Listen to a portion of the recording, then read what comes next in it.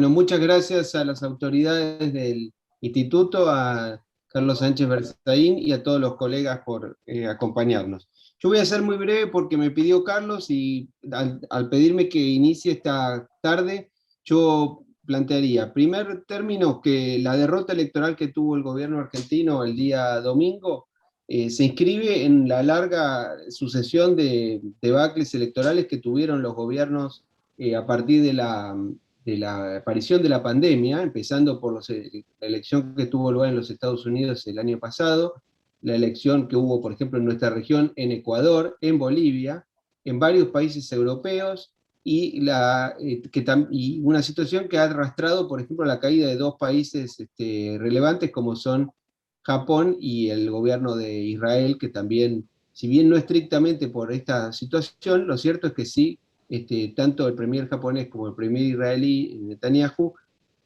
cayeron en este periodo. De modo tal que hay una especie de regla histórica, que es que los gobiernos de los gobiernos constitucionales occidentales o pierden o tienden a perder las elecciones en un contexto de la pandemia. Lo segundo que tenemos en cuenta acá es la magnitud de esta derrota electoral en la Argentina, porque es probablemente la peor elección que hace el peronismo en toda su historia, desde 1946. Unido o dividido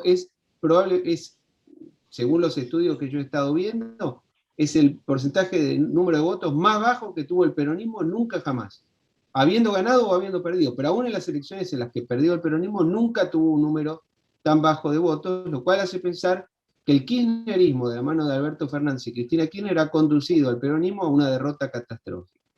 Tercer tema que hay que se está desarrollando en la crisis que está teniendo lugar en Argentina en este mismo momento. Este es un gobierno armado al revés. La vicepresidenta tiene más poder que el presidente, pero la segunda anormalidad de ese sistema es que el presidente no buscó consolidar el poder, es decir, no buscó unificar el poder formal con el poder real, que es una regla básica de cómo funciona la política, que es casi una regla física de la política a lo largo de la historia, ¿no? De la historia universal. Lo cuarto que creo que hay que recordar es que la oposición en la Argentina se ha mantenido unida desde el 10 de diciembre de 2019 hasta hoy, casi 2 años, lo cual es un dato fundamental, porque y en otros periodos históricos la oposición tendió a dividirse. En esta ocasión no lo ha hecho. La coalición opositora se mantiene unida y ha obtenido un número de votos muy relevantes. Esa coalición, integrada por varios partidos, tiene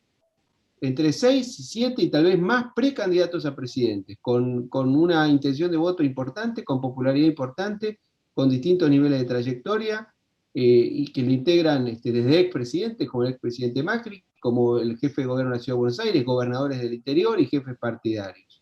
Y está integrada por cuadros políticos que han atravesado una experiencia de gobierno muy relevante, con lo cual el país cuenta con una oposición importante. Y lo último que diría yo es que el resultado electoral del domingo pasado y esta situación de la oposición en las características que tiene, le ofrece a la Argentina la posibilidad de,